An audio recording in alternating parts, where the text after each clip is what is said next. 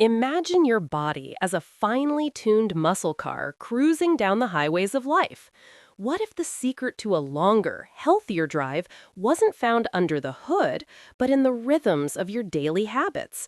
How you sleep, what you eat, and how you move.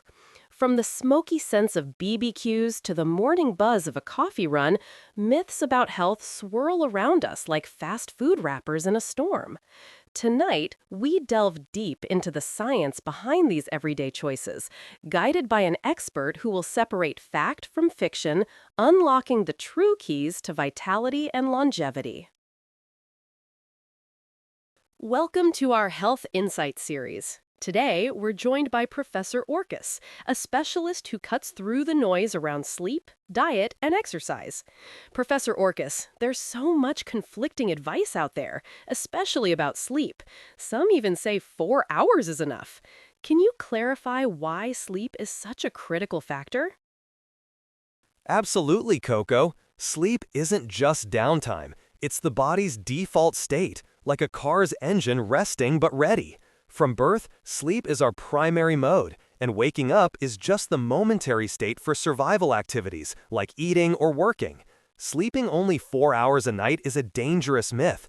I often see public figures who bragged about this lifestyle and later suffered from dementia. Scientific studies have established that 7 to 8 hours of quality sleep is vital. Lack of sleep boosts risks related to dementia, heart disease, cancer, and weakens our immune system dramatically. Even the seemingly harmless shift to daylight saving time increases heart attacks by nearly a quarter because of just a 1 hour loss in sleep. It's fascinating how just 1 hour can spike heart attacks. But this myth about sleep deprivation being a badge of honor is still widespread. How does society's view on sleep affect us? That's a great point. Here in America, we sometimes see sleeping a lot as laziness, but that stigma is completely backwards. Responsible, hardworking people prioritize their sleep because they understand its role in cognitive function and emotional regulation. Quality sleep improves memory, focus, and problem solving. Think of students who perform better in schools when start times are delayed, giving them more rest. Poor sleep is actually irresponsible because it leads to chronic diseases that burden our healthcare system. If you want to preserve your skin health, manage weight, and maintain emotional balance, you sleep well. It breaks the cultural prejudice and demands a shift in mindset. Shifting gears to diet now, the health claims about foods are all over the place. Coffee, garlic, red meat. How should everyday Americans navigate this confusing landscape? Nutrition science is tricky because it's hard to conduct perfect experiments on diets. The variables are huge and confounding factors abound. For example, a Harvard study linked red meat to cancer. But those eating lots of red meat often drink wine and eat fewer veggies, skewing results. Unlike smoking, which has a strong, clear correlation with lung cancer, claims about individual foods aren't as definitive. The sensible approach is to avoid foods that spike your blood sugar quickly, like sugary sodas or white rice, and to focus on vegetables, proteins, and fats in meals.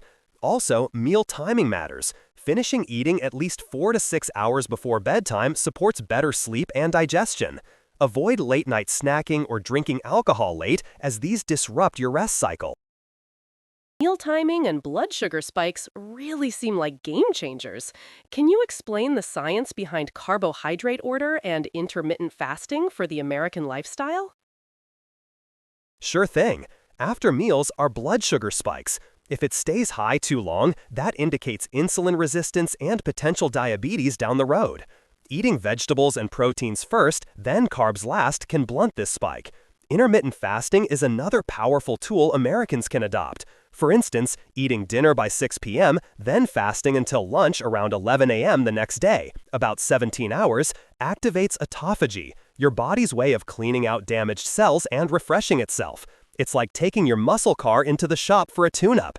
Exercise speeds up autophagy, making your system more efficient. This approach promotes fat loss, muscle gain, puts you on a youthful trajectory, and can protect you from cognitive decline.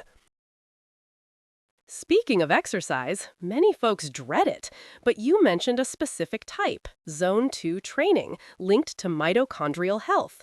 What does that look like for someone with a busy American life? Zone 2 training is low-intensity aerobic exercise that raises your heart rate to about 65 to 70% of your max, roughly 110 to 120 beats per minute for a 50-year-old. You could achieve this by brisk walking through a neighborhood park, cycling on a stationary bike while catching up on podcasts, or jogging at a comfortable pace. The key is maintaining it for 30 to 40 minutes. This type of exercise optimizes your mitochondria, the tiny engines in your cells, boosting endurance and energy. It's not about pushing to exhaustion, but steady, mindful movement that fits into your lifestyle, whether catching the sunrise on a bike or pacing the treadmill at home.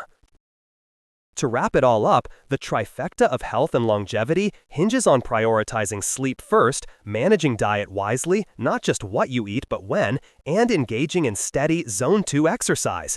Each piece supports your mental and physical strength, extending your healthy years and quality of life. American culture can definitely embrace these truths, moving past myths to facts, just like we've done in other public health battles.